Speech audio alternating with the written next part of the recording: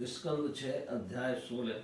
चित्रकेतु का वैराग्य तथा संकर्षण देव के दर्शन। श्री सुखदेव जी कहते हैं, परीक्षित तदंतर देवर्षि नारद ने मृत राजकुमार के जीवात्मा को शोकाकुल स्वजनों के सामने पृथक बुलाकर कहा। देवर्षि नारद ने कहा, जीवात्मन, तुम्हारा कल्याण हो। देखो, तुम्हारे माता पिता हृदय संबंधी तुम्हारे वियोग से अत्यंत शोकाकुल हो रहे हैं, इसलिए तुम अपने शरीर में आ जाओ और शेष आयु अपने सगे संबंधियों के साथ ही रहकर व्यतीत करो। अपने पिता के दिए हुए भोगों को भोगो और राज सिंहासन पर बैठो।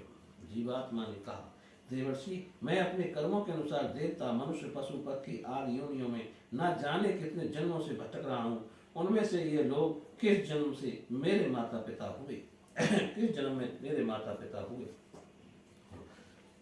विभिन्न जन्मों में सभी एक दूसरे के भाई, बंधु, नाती, गोती, शत्रु, मित्र, मध्यस्थ, उदासीन और द्वेषी होते रहते हैं।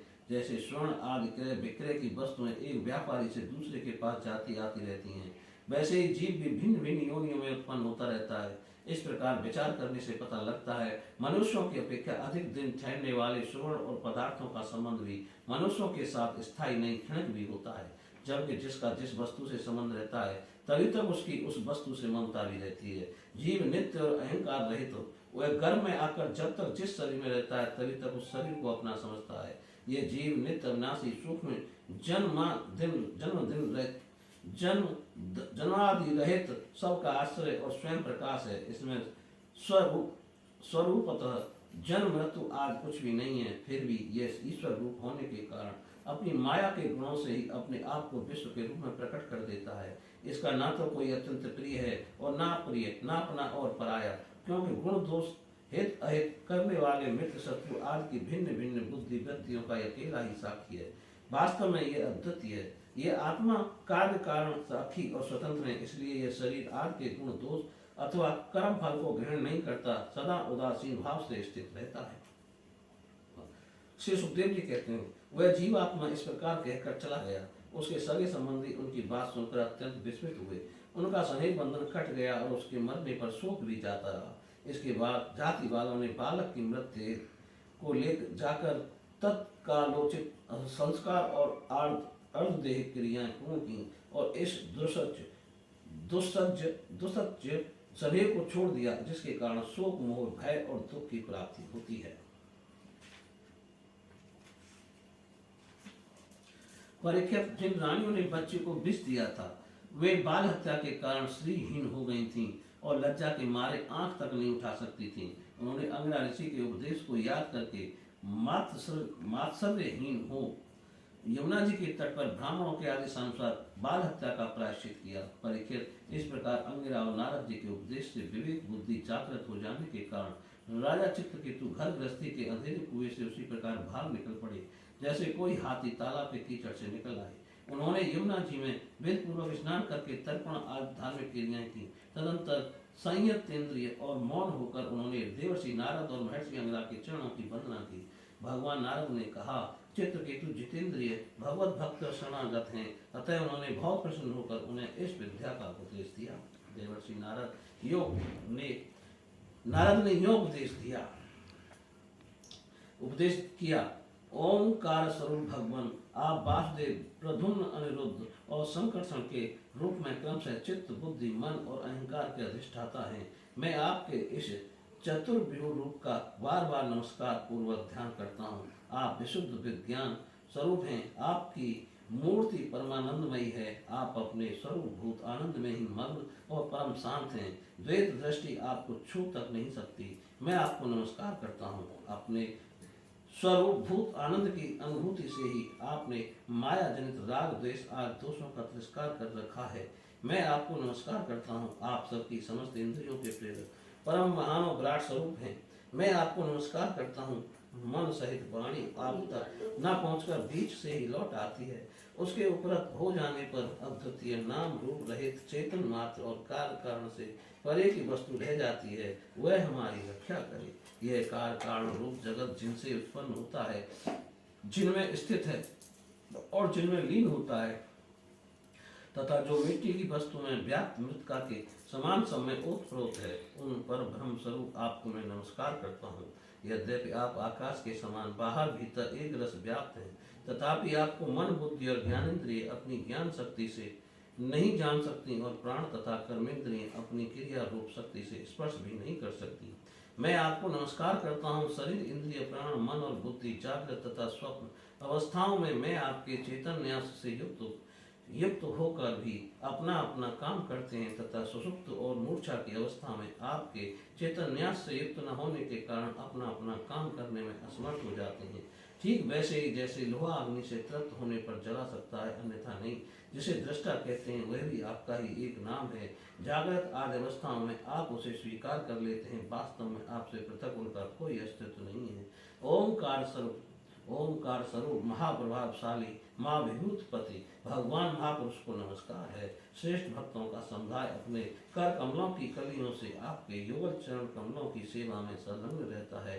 प्रभु आप ही सर्वश्रेष्ठ हैं, मैं आपको बार बार नमस्कार करता हूँ। श्री सुखदेव जी कहते हैं, परीक्षित देवर्षि नारद अपने शरणागत भक्त चित्रकेतु को इस विद्या का उपदेश करके महर्षि अंगरा के साथ ब्रह्मलोक को चले गए।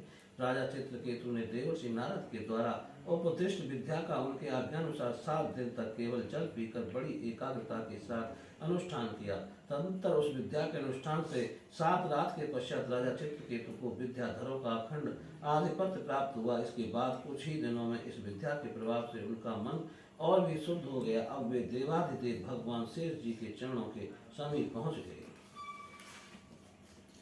उन्होंने देखा कि भगवान शेष जी के सिद्धेश्वरों के मंडल में विराजमान हैं। उनका शरीर कमल नाल के समान गौर वर्ण है, उस पर नीले रंग का वस्त्र फहरा रहा है। सिर पर किरीट, बाहों में बाजू बंद, कमर में करधनी और कलाई में कंगन आदि आभूषण चमक रहे हैं। नेत्र रत्नारे हैं और मुख पर प्रसन्नता छा रही है। भगवान शेष का दर्शन करते ही राजर्षि चित्रकेतु के सारे पाप नष्ट हो गए। उनका अंतःकरण स्वच्छ और निर्मल हो गया। हृदय में भक्ति भाव की बाढ़ आ गई। नेत्रों में प्रेम के आंसू छलक आए। शरीर का एक एक रोम खिल उठा। उन्होंने ऐसी स्थिति में आदि पुरुष भगवान शेष को नमस्कार किया। उनके नेत्रों से प्रेम के आंसू टप टप गिरते जा रहे थे। इससे भगवान शेष के चरण रखने की चौकी भीग गई। प्रेमोद्रेक के कारण उनके मुंह से एक अक्षर भी ना निकल सका। वे बहुत देर तक शेष भगवान की कुछ भी स्थिति ना कर सके। थोड़ी देर बाद उन्हें बोलने की कुछ शक्ति प्राप्त हुई। उन्होंने विवेक बुद्धि से मन को समाहित किया और संपूर्ण इंद्रियों की भाई वृत्ति को रोका। फिर उन जगत गुरु की जिनके स्वरूप का 5 रात्र आदि भक्ति शास्त्रों में वर्णन किया गया है, इस प्रकार स्तुति की। चित्रकेतु ने कहा, अजित जितेंद्रिय एवं समदर्शी साधुओं ने आपको जीत लिया है। आपने भी अपने सौंदर्य, माधुर्य, कारुण्य आदि गुणों से उनको अपने बस में कर लिया है। अहो आप धन्य हैं, क्योंकि जो निष्काम भाव से आपका भजन करते हैं उन्हें आप करुणा पर वश होकर अपने आप को भी दे डालते हैं। भगवान जगत की उत्पत्ति, स्थिति और प्रलय आपके लीला विलास हैं। विश्व निर्माता ब्रह्मा आदि आपके अंश के भी अंश हैं, फिर भी वे पृथक पृथक अपने को जगत कर्ता मानकर झूठ मूठ एक दूसरे से स्पर्धा करते हैं। नन्हे से नन्हे परमाणु से लेकर बड़े से बड़े महत्व पर्यंत संपूर्ण वस्तुओं के आदि अंत और मध्य में आप ही विराजमान हैं तथा स्वयं आप आदि अंत और मध्य से रहित हैं, क्योंकि किसी भी पदार्थ के आदि और अंत में जो वस्तु रहती है वही मध्य में भी रहती है। वह ब्रह्मांड कोश जो पृथ्वी आदि 1 से 1 10 गुने 7 आवरणों से घिरा हुआ है, अपने ही समान दूसरे करोड़ों ब्रह्मांडों के सहित आप में एक परमाणु के समान घूमता रहता है और फिर भी उसे आपकी सीमा का पता नहीं है। इसलिए आप अनंत हैं। जो नर पशु केवल विषय भोग ही चाहते हैं, वे आपका भजन न करके आपके विभूति स्वरूप इंद्रादि देवताओं की उपासना करते हैं। हे प्रभु, जैसे राजकुल का नाश होने के पश्चात उसके अनुयायियों की जीविका भी जाती रहती है, वैसे ही क्षुब्ध उपास्य देवों का नाश होने पर उनके दिए हुए भोग भी नष्ट हो जाते हैं।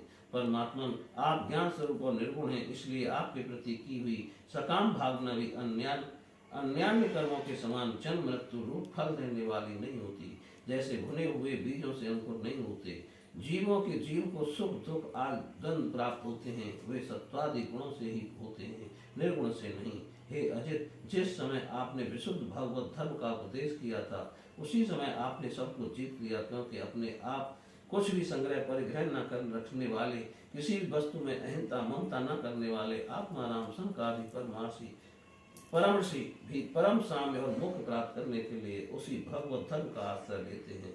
वह भगवत धर्म इतना शुद्ध है कि उसमें सकाम धर्मों के समान मनुष्यों का वह विषय बुद्धि नहीं होती। यह मैं हूँ, यह मेरा है, यह तू है, यह तेरा है। इसके विपरीत जिस धर्म के मूल में ही विषमता का बीज बो दिया जाता है वह तो अशुद्ध नाशवान और अधर्म बहुल होता है। सकाम धर्म अपने और दूसरे का भी अहित करने वाला है। उससे अपना न पराया किसी का कोई भी प्रयोजन हित सिद्ध नहीं होता। प्रत्युत सकाम धर्म से जब अनुष्ठान करने वाले को चित्त दुखता है तब आप रुष्ट होते हैं, और जब दूसरे का चित्त दुखता है तब वह धर्म नहीं रहता, अधर्म हो जाता है। भगवान आपने जिस दृष्टि से भगवत धर्म का निरूपण किया है वह कभी परमार्थ से विचलित नहीं होती। इसलिए जो संत पुरुष चर अचर समस्त प्राणियों में समदृष्टि रखते हैं वही उसका सेवन करते हैं। भगवान आपके दर्शन मात्र से ही मनुष्यों के सारे पाप क्षीण हो जाते हैं। यह कोई असंभव बात नहीं है, क्योंकि आपका नाम एक बार सुनने से ही नीच चांडाल भी संसार से मुक्त हो जाता है। भगवान इस समय आपके दर्शन मात्र से ही मेरे अंतःकरण का सारा मल धुल गया है। सो ठीक ही है, क्योंकि आपके अनन्य प्रेमी भक्त देवर्षि नारद जी ने जो कुछ कहा है वह मिथ्या कैसे हो सकता है। अनंत आप संपूर्ण जगत के आत्मा हैं, अतएव संसार में प्राणी जो कुछ करते हैं वह सब आप जानते ही रहते हैं। इसलिए जैसे जुगनू सूर्य को प्रकाशित नहीं कर सकता वैसे ही परम गुरु आपसे मैं क्या निवेदन करूं। भगवान आपकी ही अध्यक्षता में सारे जगत की उत्पत्ति स्थिति और प्रलय होते हैं। योगी जन भेद दृष्टि के कारण आपका वास्तविक स्वरूप नहीं जान पाते। आपका स्वरूप वास्तव में अत्यंत शुद्ध है। मैं आपको नमस्कार करता हूँ। आपकी चेष्टा से शक्ति प्राप्त करके ही ब्रह्मा आदि लोकपाल गण चेष्टा करने में समर्थ होते हैं। आपकी दृष्टि जीवित होकर ही ज्ञानेंद्रियां अपने अपने विषयों को ग्रहण करने में समर्थ होती हैं। यह भूमंडल आपके सिर पर सरसों के दाने के समान जान पड़ता है। मैं आप सहस्त्र शीर्ष भगवान को बार बार नमस्कार करता हूँ। श्री सुखदेव जी कहते हैं, परीक्षित, जब विद्याधरों के अधिपति चित्रकेतु ने अनंत भगवान की इस प्रकार स्तुति की तब उन्होंने प्रसन्न होकर उनसे कहा। श्री भगवान ने कहा, चित्रकेतु, देवर्षि नारद और महर्षि अंगिरानी, तुम्हें मेरे संबंध में जिस विद्या का उपदेश दिया है उससे और मेरे दर्शन से तुम भली भांत सिद्ध हो चुके हो। मैं ही समस्त प्राणियों के रूप में हूँ, मैं ही उनका आत्मा हूँ और मैं ही पालन करता भी हूँ। शब्द ब्रह्म, वेद और पर ब्रह्म दोनों ही मेरे सनातन रूप हैं। आत्मा कार्य कारणात्मक जगत में व्याप्त है और कार्य कारणात्मक जगत आत्मा में स्थित है, तथा इन दोनों में से अधिष्ठान से व्याप्त हूँ और मुझ में दोनों कल्पित हैं। जैसे स्वप्न में सोया हुआ पुरुष स्वप्नांतर होने पर संपूर्ण जगत को अपने में ही देखता है और स्वप्नांतर टूट जाने पर स्वप्न में ही जागता है, तथा अपने को संसार के कोने में स्थित देखता है, परंतु वास्तव में वह भी स्वप्न ही है। वैसे ही जीव की जागृति और आदि अवस्थाएं परमेश्वर की ही माया हैं। यह जानकर सबके साक्षी मायातीत परमात्मा का ही स्मरण करना चाहिए। सोया हुआ पुरुष जिसकी सहायता से अपनी निद्रा और उसके अतीन्द्र सुख का अनुभव करता है, चित्रकेतु को पार्वती जी का साथ। श्री सुखदेव जी कहते हैं, परीक्षित, विद्याधर चित्रकेतु जिस दिशा में भगवान संकर्षण अंतर ध्यान हुए थे उसे नमस्कार करके आकाश मार्ग से स्वच्छंद विचरने लगे। महायोगी चित्रकेतु करोड़ों वर्षों तक सब प्रकार के संकल्पों को पूर्ण करने वाले सुमेरु पर्वत की घटियों में विहार करते रहे। उनके शरीर का बल और इंद्रियों की शक्ति अखिन्न रही। बड़े बड़े मुनि सिद्ध चारण उनकी स्तुति करते रहे। उनकी प्रेरणा से विद्याधरों की स्त्रियां उनके पास सब शक्तिमान भगवान के गुण और लीलाओं का गान करती उनके पास चले गए और पार्वती को सुना सुनाकर जोर से हंसने लगे और कहने लगे। चित्रकेतु ने कहा, अहो, ये सारे जगत के धर्म शिक्षक और गुरुदेव हैं। ये समस्त प्राणियों में श्रेष्ठ हैं। इनकी यह दशा है कि भरी सभा में अपनी पत्नी को शरीर से चिपकाकर बैठे हुए हैं। जटाधारी बहुत बड़े तपस्वी एवं ब्रह्मवादियों के सभापति होकर भी साधारण पुरुष के समान निर्लज्जता से गोद में स्त्री को लेकर बैठे हैं। प्राय साधारण पुरुष भी एकांत में ही स्त्रियों के साथ उठते बैठते हैं, परंतु ये उतने बड़े व्रतधारी होकर भी उसे भरी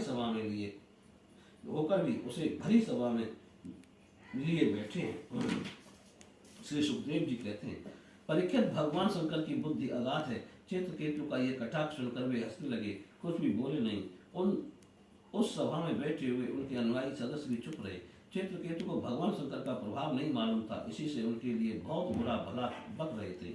उन्हें इस बात का घमंड हो गया कि मैं जितेंद्रिय हूँ। पार्वती जी ने उनकी ये दृष्टता देखकर क्रोध से कहा। पार्वती जी बोली, अहो हम जैसे दुष्ट और निरज्जों का दंड के बल पर शासन एवं तिरस्कार करने वाला प्रभु इस संसार में यही है क्या? जान पड़ता है ब्रह्मा जी, भृगु, नारद आदि उनके पुत्र सनकादि परमर्षि कपिल देव और मनु आदि बड़े बड़े महापुरुष धर्म का रहस्य नहीं जानते, तभी तो वे धर्म मर्यादा का उल्लंघन करने वाले भगवान शिव को इस काम से नहीं रोकते। ब्रह्मा आदि समस्त महापुरुष जिनके चरण कमलों का ध्यान करते रहते हैं, उन्हीं मंगल करने वाले साक्षात जगत गुरु भगवान का और उनके अनुयायी महात्माओं का इस अधम क्षत्रिय ने तिरस्कार किया है और शासन करने की चेष्टा की है। इसलिए ये ढीठ सर्वथा दंड का पात्र है। इसे अपने बड़पन का घमंड है। ये मूर्ख भगवान श्री हरि के उन चरण कमलों में रहने योग्य नहीं है, जिनकी उपासना बड़े बड़े सत्पुरुष किया करते हैं। चित्रकेतु को संबोधन कर, अतः दुर्मते, तुम पाप में असुर योनि में जाओ। ऐसा होने से बेटा तुम फिर कभी किसी महापुरुष का अपराध नहीं कर सकोगे। श्री सुखदेव जी कहते हैं, परीक्षित, जब पार्वती जी ने इस प्रकार चित्रकेतु को शाप दिया, तब वे विमान से उतर पड़े और सिर झुकाकर उन्हें प्रसन्न करने लगे। चित्रकेतु ने कहा, माता पार्वती जी, मैं बड़ी प्रसन्नता से अपने दोनों हाथ जोड़कर आपका साफ स्वीकार करता हूँ, क्योंकि देवता लोग मनुष्यों के लिए जो कुछ कह देते हैं वह उनके प्रारब्ध अनुसार मिलने वाले फल की पूर्व सूचना मात्र होती है। देव, यदि जीव अज्ञान से मोहित हो रहा है और इसी कारण संसार चक्र में भटकता रहता है तथा सदा सर्वत्र सुख और दुख भोगता रहता है, माताजी, सुख और दुख को देने वाला ना तो अपना आत्मा है और ना कोई दूसरा। जो अज्ञानी है वही अपने को अथवा दूसरे को सुख दुख का कर्ता माना करते हैं। यह जगत सत्व रज आदि गुणों का स्वाभाविक प्रभाव है। इसमें क्या शाप और क्या अनुग्रह, क्या स्वर्ग, क्या नरक, क्या सुख और क्या दुख। एकमात्र परिपूर्णतम भगवान ही बिना किसी की सहायता के अपनी आत्मस्वरूपिणी माया के द्वारा समस्त प्राणियों की तथा उनके बंधन को मोक्ष और सुख दुख की रचना करते हैं। माता जी, भगवान श्री हरि सब में सम और माया आदि मल से रहित हैं। उनका कोई प्रिय अप्रिय, जाति बंधु अपना पराया नहीं है। जब उनका सुख में राग ही नहीं है, तब उनमें राज जन्य क्रोध तो हो ही कैसे सकता है। तथापि उनकी माया शक्ति के कार्य पाप और पुण्य की प्राणियों के सुख दुख अहित बंध मोक्ष मृत्यु जन्म और आवागमन के कारण बनते हैं। पति प्राणा देवी, मैं आपसे साप से मुक्त होने के लिए आपको प्रश्न नहीं कर रहा हूँ। मैं तो ये चाहता हूँ कि आपको मेरी जो बात अनुचित प्रतीत हुई हो उसके लिए क्षमा करें। श्री सुखदेव जी कहते हैं, परीक्षित, विद्याधर चित्रकेतु भगवान को इस प्रकार प्रसन्न करके उनके सामने ही विमान पर सवार होकर वहां से चले गए। इससे उन लोगों को बड़ा विस्मय हुआ। तब भगवान शंकर ने देवता, ऋषि, दैत्य, सिद्ध और पार्षदों के सामने ही भगवती पार्वती जी से यह बात कही। भगवान शंकर ने कहा, सुंदरी, दिव्य लीला बिहारी भगवान की निष्प्रह उदाहरण हृदय दासों की महिमा तुमने अपनी आंखों देख ली। जो लोग भगवान के शरणागत होते हैं वे किसी से भी नहीं डरते, क्योंकि उन्हें स्वर्ग, मोक्ष और नरकों में एक ही वस्तु के केवल भगवान के ही समान भाव से दर्शन होते हैं। जीवों को भगवान की लीला से ही देह का संयोग होने के कारण सुख दुख, जन्म मरण और शाप, अनुग्रह आदि द्वंद्व प्राप्त होते हैं। जैसे स्वप्न में भेद भ्रम से सुख दुख आदि की प्रतीत होती है और जागृत अवस्था में ब्रह्मस्त्र माला में सर्व बुद्धि हो जाती है, वैसे ही मनुष्य अज्ञानवश आत्मा में देवता मनुष्य आदि का भेद तथा गुण दोष आदि की कल्पना कर लेता है। जिनके पास ज्ञान और वैराग्य का बल है और जो भगवान वासुदेव के चरणों में भक्ति करते हैं, उनके लिए इस जगत में ऐसी कोई भी वस्तु नहीं है जिसे वे हे या उपादेय समझकर राग द्वेष करें। मैं ब्रह्मा जी, शंकर जी, नारद, ब्रह्मा जी के पुत्र भृगु आदि मुनि और बड़े बड़े देवता कोई भी भगवान की लीला का रहस्य नहीं जान पाते। ऐसी अवस्था में जो उनके नन्हे से नन्हे अंश हैं और अपने को उनसे अलग ईश्वर मान बैठे हैं, वे उनके स्वरूप को जान ही कैसे सकते हैं। भगवान को ना कोई प्रिय है और ना कोई अप्रिय है, उनका ना कोई अपना है ना पराया है। वे सभी प्राणियों की आत्मा है, इसलिए सभी प्राणियों के प्रियतम है। प्रिय, यह परम भाग्यवान चित्रकेतु उन्हीं का प्रिय अनुचर, शांत एवं समदर्शी है और मैं भी भगवान का श्री हरि का ही प्रिय हूँ। इसलिए तुम्हें भगवान के प्यारे भक्त, शांत समदर्शी महात्मा पुरुषों के संबंध में किसी प्रकार का आश्चर्य नहीं करना चाहिए। श्री सुखदेव जी कहते हैं, परीक्षित, भगवान शंकर का ये भाषण सुनकर भगवती पार्वती जी की चित्त वृत्ति शांत हो गई और उनका विस्मय चाहता रहा। भगवान के परम प्रेमी भक्त चित्रकेतु भी भगवती पार्वती को बदले में साप दे सकते थे, परंतु उन्होंने उन्हें साप न देकर उनका साप सिर चढ़ा लिया। यही साधु पुरुष का लक्षण है। यही विद्याधर चित्रकेतु दान वयोनि का आश्रय लेकर त्वष्टा के दक्षिणाग्नि से पैदा हुए। वहां इनका नाम वृत्तासुर हुआ और वहां भी ये भगवान स्वरूप के ज्ञान एवं भक्ति से परिपूर्ण ही रहे। तुमने मुझसे पूछा था कि वृत्तासुर का दैत्य योनि में जन्म क्यों हुआ और उसे भगवान की ऐसी भक्ति कैसे प्राप्त हुई, उसका पूरा विवरण मैंने सुना दिया। महात्मा चित्रकेतु ये पवित्र इतिहास केवल उनका ही नहीं, समस्त विष्णु भक्तों का महात्मा है। इसे जो सुनता और समस्त बंधनों से मुक्त हो जाता है, जो पुरुष प्रातः काल उठकर मौन रहकर श्रद्धा के साथ भगवान का स्मरण करते हुए इस इतिहास का पाठ करता है, उसे परम गति की प्राप्ति होती है। बोलिए श्री कृष्ण भगवान की जय। श्री सुखदेव जी कहते हैं, परीक्षित, सविता की पत्नी प्रश्नि के गर्भ से 8 संतानें हुई। सावित्री, बृहति, त्रयी, अग्निहोत्र, पशु, सोम, चातुर्मास और पंच महायज्ञ। भग की पत्नी सिद्धि ने महिमा, भिभु और प्रभु ये 3 पुत्र और आसित नाम की एक कन्या उत्पन्न की। एक कन्या बड़ी सुंदरी और सदाचारणी थी। दाता की 4 पत्नियां थीं, वाली, राका और नमति। उनसे क्रमशः साय, दर्श, प्रातः और पूर्णमास ये 4 पुत्र हुए। दाता के छोटे भाई का नाम था विधाता, उनकी पत्नी क्रिया थी। उससे पुरुष नाम के 5 अग्नियों की उत्पत्ति हुई। वरुण जी की पत्नी का नाम चर्षणी था। उससे भृगु जी ने पुनः जन्म ग्रहण किया। इसके पहले वे ब्रह्मा जी के पुत्र थे। महायोगी वाल्मीकि जी भी वरुण के पुत्र थे। वाल्मीकि से पैदा होने के कारण ही उनका नाम वाल्मीकि पड़ गया था। उर्वशी को देखकर मित्र और ब्रह्म दोनों का वीर स्खलन हो गया था। उसे उन लोगों ने घड़े में रख दिया। उसी से मुनिवर अगस्त और वशिष्ठ जी का जन्म हुआ। मित्र की पत्नी थी रेवती। उसके 3 पुत्र हुए, उत्सर्ग, अरिष्ट और पिप्पल। प्रिय परीक्षित, देवराज इंद्र की पत्नी थी पुलोमंदनी सची। उनसे हमने सुना है उन्होंने 3 पुत्र उत्पन्न किए, जयंत और मीनवान। स्वयं भगवान विष्णु ही बल पर अनुग्रह करने और इंद्र का प्रश्न लौटाने के लिए माया से वामन उपेंद्र के रूप में अवतीर्ण हुए थे। उन्होंने 3 पग पृथ्वी मांगकर तीनों लोक नाप लिए थे। उनकी पत्नी का नाम था कीर्ति। उससे भ्रक्षलोक नाम का पुत्र हुआ। उसे सौभग आदि कई संतानें हुई। कश्यप नंदन भगवान वामन ने माता अदिति के गर्भ से क्यों जन्म लिया और इस अवतार में उन्होंने कौन कौन से गुण, लीलाएं और पराक्रम प्रकट किए, इसका वर्णन मैं आगे 8वें स्कंद में करूंगा। प्रिय परीक्षित, अब मैं कश्यप जी की दूसरी पत्नी तिथि से उत्पन्न होने वाली उस संतान परंपरा का वर्णन सुनाता हूँ, जिसमें भगवान के प्यारे भक्त श्री प्रहलाद जी और बलि का जन्म हुआ। दिति के दैत्य और दानवों के बंधनीय 2 ही पुत्र हुए, हिरण्यकश्यप और हिरण्याक्ष। इनकी संक्षिप्त कथा मैं तुम्हें तीसरे स्कंद में सुना चुका हूँ। हिरण्याकश्यप की पत्नी दानवी कयादु थी। उसके पिता जन्म से उसका विवाह हिरण्याकश्यप से कर दिया था। कयादु के 4 पुत्र हुए, संहद, अनुहाद, रुद्र और प्रहलाद। उनकी सिंह का नाम की एक बहन भी थी। उसका विवाह विप्रचित नामक दानव से हुआ। उसके राहु नामक पुत्र की उत्पत्ति हुई। यह वही राहु है जिसका सिर के समय मोहिनी रूपधारी भगवान ने चक्र से काट लिया था। संघात की पत्नी थी कृति। उससे पंचजन नामक पुत्र उत्पन्न हुआ। रात की पत्नी थी धमनी। उसके 2 पुत्र हुए, वातापी और इलबल। और इस इलबल ने ही महर्षि अगस्त्य के आतिथ्य के समय वातापी को पकाकर उन्हें खिला दिया था। अनुराध की पत्नी सुरमा थी। उसके 2 पुत्र हुए, वास्कल और महिषासुर।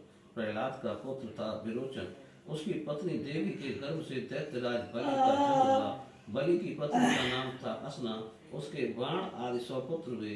दैत्यराज बलि की महिमा गान करने योग्य, उसे मैं आगे 8वें स्कंद में सुनाऊंगा।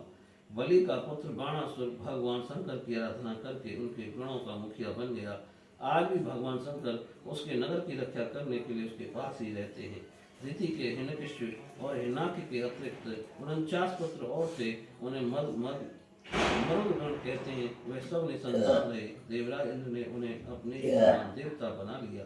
राजा परीक्षित ने पूछा, भगवान, मरुदगण ने ऐसा कौन सा कर्म किया था जिसके कारण वे अपने जन्मजात असुरोचित भाव को छोड़ सके और देवराज इंद्र के द्वारा देवता बना लिए गए। ब्राह्मण मेरे साथ यहाँ की सभी ऋषि मंडली यह बात जानने के लिए अत्यंत उत्सुक हो रही है। अतः आप कृपा करके विस्तार से यह रहस्य बतलाइए। सूर्य जी कहते हैं, सौनक जी, राजा परीक्षित का प्रश्न थोड़े शब्दों में बड़ा सारगर्भित था। उन्होंने बड़े आदर से पूछा भी था, इसलिए सर्वज्ञ श्री सुखदेव जी महाराज ने बड़े ही प्रसन्न चित्त से उनका अभिनंदन करके यूं कहा। श्री सुखदेव जी कहने लगे, परीक्षित, भगवान विष्णु ने इंद्र का पक्ष लेकर दिति के दोनों पुत्र हिरण्याक्ष और हिरण्याक्ष को मार डाला। अतः दिति शोक की आग से उद्दीप्त क्रोध से जलकर इस प्रकार सोचने लगी, सचमुच इंद्र बड़ा विषयी, क्रूर और निर्दयी है। राम राम, अपने भाइयों को ही मरवा डाला। वह दिन कब हुआ जब मैं भी उसी पापी को मरवा कर आराम से सोऊंगी। लोग राजाओं के देवताओं के शरीर को प्रभु को कहकर पुकारते हैं, परंतु एक दिन वह कीड़ा निष्ठा या राख का ढेर हो जाता है। इसके लिए जो दूसरे प्राणियों को सताता है उसे अपने सच्चे स्वार्थ या परमार्थ का पता नहीं है, क्योंकि इससे तो नरक में जाना पड़ेगा। मैं समझती हूँ इंद्र अपने शरीर को नित्य मानकर मतवाला हो रहा है, उसे अपने विनाश का पता ही नहीं है। अब मैं वह उपाय करूंगी जिससे मुझे ऐसा पुत्र प्राप्त हो जो इंद्र का घमंड चूर कर दे।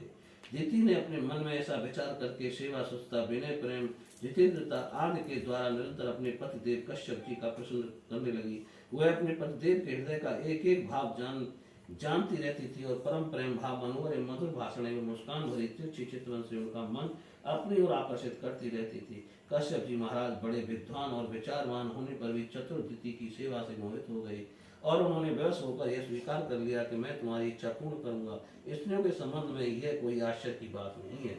सृष्टि के प्रभात में ब्रह्मा जी ने देखा कि सभी जीव असंग हो रहे हैं।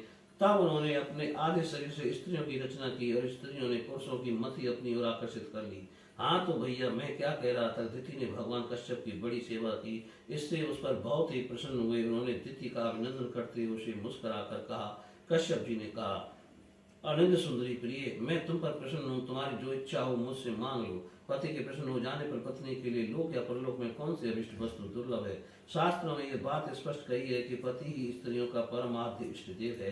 प्रिय लक्ष्मीपति भगवान वासुदेव की समस्त प्राणियों के हृदय में विराजमान है। विभिन्न देवताओं के रूप में नाम और रूप के भेद से उन्हीं की कल्पना हुई है। सभी पुरुष चाहे किसी भी देवता की उपासना करें, उन्हीं की उपासना करते हैं। ठीक वैसे ही स्त्रियों के लिए भगवान ने पति का रूप धारण किया है। वे उनकी उसी रूप में पूजा करती हैं। इसलिए प्रिय, अपना कल्याण चाहने वाली पतिव्रता स्त्रियां अनन्य प्रेम भाव से अपने पतिदेव की ही पूजा करती हैं, क्योंकि पतिदेव ही उनके परम प्रियतम आत्मा और ईश्वर हैं। कल्याणी, तुमने बड़े प्रेम भाव से भक्ति से मेरी सेवा की है, वैसे ही पूजा की है। अब मैं तुम्हारी सब अभिलाषाएं पूर्ण कर दूंगा। असतियों के जीवन में ऐसा होना अत्यंत दुर्लभ है। दिति ने कहा, ब्रह्मन, इंद्र ने विष्णु के हाथों मेरे 2 पुत्र मरवाकर मुझे निपुति बना दिया है। इसलिए यदि आप मुझे मुंह मांगा वर देना चाहते तो कृपा करके ऐसा अमर पुत्र दीजिए जो इंद्र को मार डाले। परीक्षित दिति की बात सुनकर कश्यप जी खिन्न होकर पछताने लगे। वे मन ही मन कहने लगे, हाय हाय, आज मेरे जीवन में और बड़े अधर्म का अवसर आ पहुंचा। देखो तो सही, अब मैं इंद्रियों के विषयों में सुख मानने लगा हूँ। स्त्री रूपणी माया ने मेरे चित्त को अपने बस में कर लिया। हाय हाय, आज मैं कितनी दीनहीन अवस्था में हूँ। अवश्य ही अब मुझे नरक में गिरना पड़ेगा। इस स्त्री का कोई दोष नहीं है, क्योंकि इसने अपने जन्मजात स्वभाव का ही अनुसरण किया है। दोष मेरा है जो अपनी इंद्रियों को अपने बस में ना रख सका, अपने सच्चे और स्वार्थ परमार्थ को ना समझ सका। मुझ मूड को बार बार धिक्कार है। सच है, स्त्रियों के चरित्रों का कौन जानता है। इनका मुंह तो ऐसा होता है जैसे शरद ऋतु का खिला हुआ कमल। बातें सुनने में ऐसी मीठी होती हैं मानो अमृत घोल रखा हो, परंतु हृदय वह तो इतना तीखा होता है कि मानो छुरे की पहनी धार हो।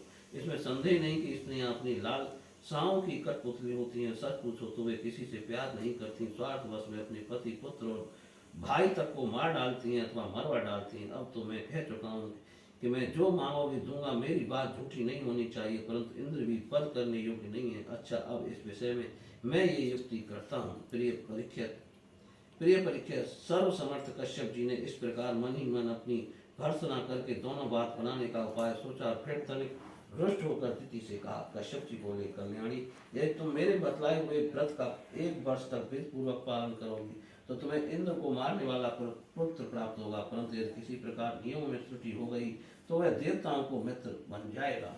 दिति ने कहा, ब्राह्मण, मैं उस व्रत का पालन करूंगी। आप बतलाइए कि मुझे क्या क्या करना चाहिए, कौन कौन से काम छोड़ देने चाहिए और कौन कौन से काम ऐसे हैं जिनसे व्रत भंग नहीं होता।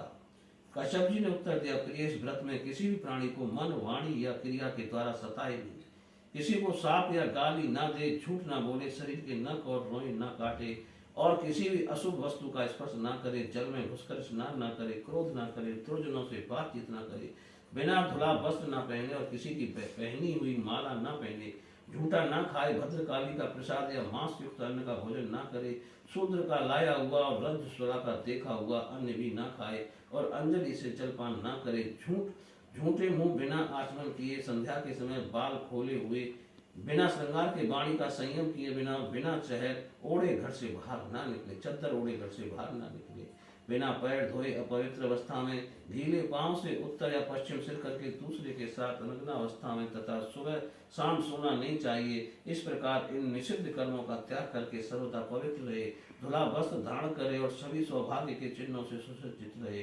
प्रातः काल कलेवा करने के पहले ही गाय, ब्राह्मण, लक्ष्मी जी और भगवान नारायण की पूजा करे। इसके बाद पुष्प, माला, चंदनादि, सुगंधा द्रव्य, नैवेद्य और आभूषण आदि से सुहागिनी स्त्रियों की पूजा करे तथा पति की पूजा करके उसकी सेवा में संलग्न रहे और यह भावना करती रहे कि पति का तेज मेरी कोख में स्थित है। प्रिय, इस व्रत का नाम पुंसवन है। यदि 1 वर्ष तक तुम इसे बिना किसी त्रुटि के पालन कर सकोगी तो तुम्हारी कोख से इंद्रघाती पुत्र उत्पन्न होगा। परीक्षित, दिति बड़ी मनस्विनी और दृढ़ निश्चय वाली थी। उसने बहुत ठीक कहकर उनकी आज्ञा स्वीकार कर ली। अब दिति अपनी कोख में भगवान कश्यप का वीर और जीवन में उनका बतलाया हुआ व्रत धारण करके अनायासी नियमों का पालन करने लगी। प्रिय परीक्षित, देवराज इंद्र अपनी मौसी दिति का अभिप्राय जान पड़ी। बुद्धमानी से अपना भेष बदलकर दिति के आश्रम में आए और उसकी सेवा करने लगे। वे दिति के लिए प्रतिदिन समय समय पर फल से फूल, फल, कंदमूल, फल, समता, कुश, पत्ते, दूब, मिट्टी और जल लाकर उनकी सेवा में समर्पित करते। राजन जिस प्रकार बहेलिया हरिणी को मारने के लिए हरिणी की सी सूरत बनाकर उसके पास जाता है, वैसे ही देवराज इंद्र भी कपट भेद धारण करके व्रत प्राणता दिति के व्रत पालन की त्रुटि पकड़ने के लिए उसकी सेवा करने लगे। सर्वदा पैनी दृष्टि रखने पर भी उन्हें उसके व्रत में किसी प्रकार की त्रुटि न मिली और वे पूर्वत उसकी सेवा टहलने लगे। अब तो इंद्र को बड़ी चिंता हुई, सोचने लगे कि मैं ऐसा कौन सा उपाय करूं जिससे मेरा कल्याण हो। दिति व्रत के नियमों का पालन करते करते बहुत दुर्बल हो गई थी। विधाता ने भी उसे मोह में डाल दिया, इसलिए एक दिन संध्या के समय झूठे मुंह बिना आचमन किए और बिना पैर धोए हुए सो गए। योगेश्वर इंद्र ने देखा कि यह अच्छा अवसर हाथ लगाए, वे योग बल से झपट सोई हुई दिति के घर में प्रवेश कर गए। उन्होंने वहां जाकर सोने के समान चमकते हुए गर्भ के वस्त्र के द्वारा 7 टुकड़े कर दिए। जब वे गर्भ रोने लगा तब उन्होंने मत रो यह कहकर 7 टुकड़ों में से एक एक करके भी 7 टुकड़े कर दिए। राजन जब इंद्र उनके टुकड़े टुकड़े करने लगे तब उन सब ने हाथ जोड़कर इंद्र से कहा, देवराज, तुम हमें क्यों मार रहे हो? हम तो तुम्हारे भाई मरुदगण हैं। तब इंद्र ने अपने भावी अनन्य प्रेमी पार्षद मधुगुण से कहा, अच्छी बात है, तुम लोग मेरे भाई हो, अब मत डरो। परीक्षित, जैसे अश्वत्थामा के ब्रह्मास्त्र से तुम्हारा कुछ भी अनिष्ट नहीं हुआ, वैसे ही भगवान श्री हरि की कृपा से दिति का वह गर्भ वज्र के द्वारा टुकड़े टुकड़े होने पर भी मरा नहीं। इसमें तनिक भी आश्चर्य की बात नहीं है, क्योंकि जो मनुष्य एक बार भी आदि पुरुष भगवान नारायण की आराधना कर लेता है वह उनकी समानता प्राप्त कर लेता है। फिर भी दिति ने कुछ ही दिन कम 1 वर्ष तक भगवान की आराधना की थी। अब वे 49 मधुगण इंद्र के साथ मिलकर 50 हो गए। इंद्र ने सौतेली माता के पुत्रों के साथ शत्रु भावना रखकर उन्हें सोमपाई देवता बना लिया। जब दिति की आंख खुली तब उसने देखा कि उसके अग्नि के समान तेजस्वी 49 बालक के साथ हैं। इससे सुंदर स्वभाव वाली दिति को बड़ी प्रसन्नता हुई। उसने इंद्र को संबोधन करके कहा, बेटा, मैं इस इच्छा से इस अत्यंत कठिन व्रत का पालन कर रही थी कि तुम अदिति के पुत्रों को भयभीत करने वाला पुत्र उत्पन्न हो। मैंने केवल एक ही पुत्र के लिए संकल्प किया था, फिर ये 49 पुत्र कैसे हो गए? बेटा इंद्र, यदि तुम्हें इसका रहस्य मालूम हो तो सचमुच मुझे बतला दो, झूठ ना बोलना। इंद्र ने कहा, माता, मुझे इस बात का पता चल गया था कि तुम किस उद्देश्य से वेद कर रही हो, इसलिए अपना स्वार्थ सिद्ध करने के उद्देश्य से मैं स्वर्ग छोड़कर तुम्हारे पास आया। मेरे मन में तनक भी धर्म भावना नहीं थी, इसी से तुम्हारे व्रत में त्रुटि होते ही मैंने उस गर्भ के टुकड़े टुकड़े कर दिए। पहले मैंने उसके 7 टुकड़े किए थे, तब वे 7 टुकड़े 7 बालक बन गए। इसके बाद मैंने फिर एक एक करके 7 टुकड़े कर दिए, तब वे न मरे बल्कि 49 हो गए। यह परम आश्चर्यमय घटना देखकर मैंने ऐसा निश्चय किया कि परम पुरुष भगवान की उपासना की यह कोई स्वाभाविक सिद्धि है। जो लोग निष्काम भाव से भगवान की आराधना करते हैं और दूसरी वस्तुओं की तो बात ही क्या, मोक्ष की भी इच्छा नहीं रखते करते, वे ही अपने स्वार्थ और परमार्थ में निपुण हैं। भगवान जगदीश्वर सबके आराध्य देव हैं, अपने आत्मा ही हैं, अपने आत्मा ही हैं। वे प्रसन्न होकर अपने आप तक का दान कर देते हैं। भला ऐसा कौन बुद्धिमान है जो उनकी आराधना करके विषय भोगों का वरदान मांगे। माता जी, यह विषय भोग तो नरक में भी मिल सकते हैं। मेरी स्नेहमयी जननी, तुम सब प्रकार मेरी पूज्या हो। मैंने मूर्खता बस बड़ी दुष्टता का काम किया है, तुम मेरे अपराध को क्षमा कर दो। ये बड़े सौभाग्य की बात है कि तुम्हारा गर्भ खंड खंड हो जाने से एक प्रकार मर जाने पर भी फिर से जीवित हो गया। श्री सुखदेव जी कहते हैं, परीक्षा देती देवराज इंद्र के शुद्ध भाव से संतुष्ट हो गई। उससे आज्ञा लेकर देवराज इंद्र ने मरुद गणों के साथ उसे नमस्कार किया, स्वर्ग में चले गए। राजन, ये मरुद गण का जन्म बड़ा ही मंगलमय है। इसके विषय में तुमने मुझसे जो प्रश्न किया था उसका उत्तर समग्र रूप से मैंने तुम्हें दे दिया। अब तुम और क्या सुनना चाहते हो? प्रातः काल कुछ भी खाने से पहले भगवान लक्ष्मी नारायण की पूजा करे, इस प्रकार प्रार्थना करे, प्रभु आप पूर्ण काम हैं, अतएव आपको किसी से भी कुछ लेना देना नहीं है। आप समस्त विभूतियों के स्वामी और सकल सिद्ध स्वरूप हैं। मैं आपको बार बार नमस्कार करती हूँ। मेरे आराध्य देव, आप कृपया विभूति, तेज, महिमा और वीर आज समस्त गुणों से नित्य युक्त हैं। इन्हीं भगवान ऐश्वर्य से नित्य युक्त रहने के कारण आपको भगवान कहते हैं। आप सर्वशक्तिमान हैं। माता लक्ष्मी जी, आप भगवान की अर्धांगिनी और महामाया स्वरूपणी हैं। भगवान के सारे गुण आप में निवास करते हैं। महाभाग्यवती जगन माता, आप मुझ पर प्रसन्न हो, मैं आपको नमस्कार करती हूँ। परीक्षित इस प्रकार स्तुति करके एकाग्र चित्त से ओम नमो भगवते महापुरुषाय महानुभावाय महाविभूतिपते स महाविभूति महाविभूति भीर्बल बल मुपुरहारणी। ओंकार स्वरूप महानुभाव समस्त महाविभूतियों के स्वामी भगवान पुरुषोत्तम को और उसकी महाविभूतियों को मैं नमस्कार करती हूँ और उन्हें पूजोपहार की सामग्री समर्पण करती हूँ। इस मंत्र के द्वारा प्रतिदिन स्थिर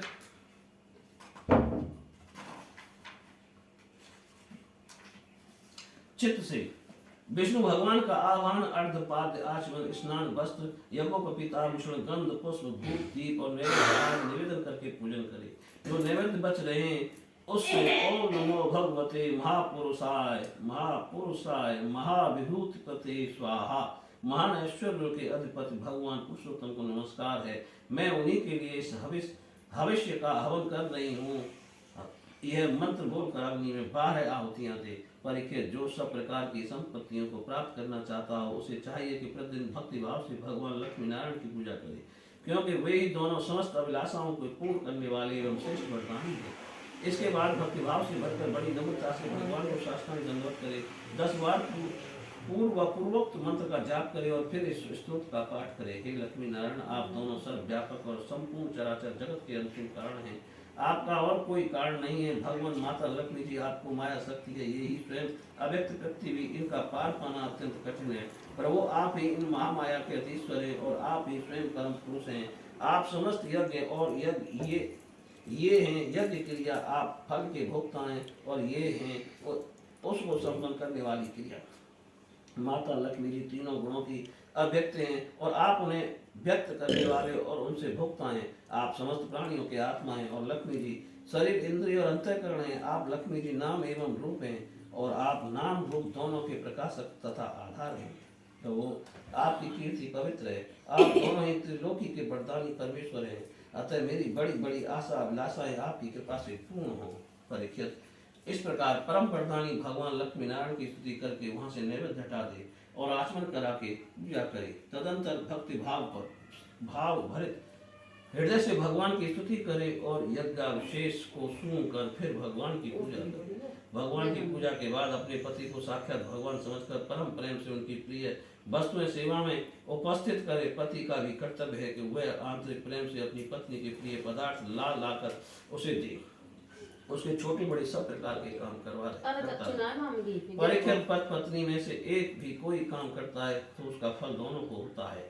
इसलिए यदि पत्नी रजो धर्म आठ के समय यह व्रत करने के अयोग्य हो जाए तो बड़ी एकाग्रता और सावधानी से पति को ही इसका अनुष्ठान करना चाहिए। यह भगवान विष्णु का व्रत है, इसका नियम लेकर बीच में कभी नहीं छोड़ना चाहिए। जो भी ये नियम ग्रहण करे वह प्रतिदिन माला चंदन नैवेद्य आभूषण आज से भक्तिपूर्वक ब्राह्मण और भाग्नि स्त्रियों का पूजन करे तथा भगवान विष्णु की पूजा करे। इसके बाद भगवान को उनके धाम में पधरा दे, विसर्जन कर दे। तदंतर आत्मशुद्धि और समस्त अभिलाषाओं की पूर्ति के लिए पहले से ही उन्हें निवेदित किया हुआ प्रसाद ग्रहण करें।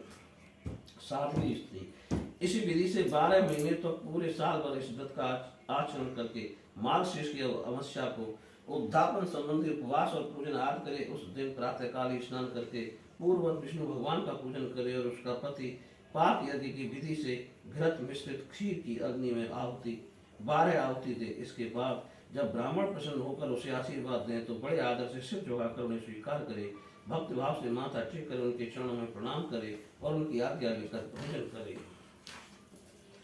पहले आचार्य को भोजन कराए, फिर मौन होकर भाई बंधुओं के साथ स्वयं भोजन करे। इसके बाद हवन से बची हुई घृत मिश्रित खीर अपनी पत्नी को दे। वह प्रसाद स्त्री को सुपुत्र और सौभाग्य दान करने वाला होता है। परीक्षित, भगवान के इस पुंस वन व्रत का जो मनुष्य विधि पूर्वक अनुष्ठान करता है उसे यही उनकी मनचाही वस्तु मिल जाती है। स्त्री इस व्रत का पालन करके सौभाग्य, संपत्ति, संतान, यश और गृह प्राप्त करती है तथा उसका पति चिरायु हो जाता है। इस व्रत का अनुष्ठान करने वाली कन्या समस्त शुभ लक्षणों से युक्त पति प्राप्त करती है और विधवा इस व्रत से निष्पाप होकर वैकुंठ में जाती है। जिसके बच्चे मर जाते हैं वह स्त्री इसके प्रभाव से चिरायु पुत्र प्राप्त करती है। धनवती किंतु अभागिनी सुस्त्री को सौभाग्य प्राप्त होता है और कुरूपा को श्रेष्ठ रूप मिल जाता है। रोगी इस व्रत के प्रभाव से रोग मुक्त होकर बलिष्ठ शरीर और श्रेष्ठ इंद्रिय शक्ति प्राप्त कर लेता है। जो मनुष्य मांगलिक श्रद्धा कर्मों से इसका पाठ करता है उसके पितर और देवता अनंत तृप्ति लाभ करते हैं। वे संतुष्ट होकर हवन के समाप्त होने पर व्रती की समस्त इच्छाएं पूर्ण कर देती हैं। ये सब तो संतुष्ट होते ही हैं, समस्त यज्ञों के एकमात्र भोक्ता भगवान लक्ष्मी नारायण भी संतुष्ट हो जाते हैं और व्रती की समस्त अभिलाषाएं पूर्ण कर देते हैं। परीक्षित, मैंने तुम्हें मृदगढ़ की आदरणीय और पुण्यप्रद जन्म कथा सुनाई और साथ ही तिथि के श्रेष्ठ पुंस वन व्रत का वर्णन भी सुना दिया। बोलिए श्री कृष्ण भगवान की जय।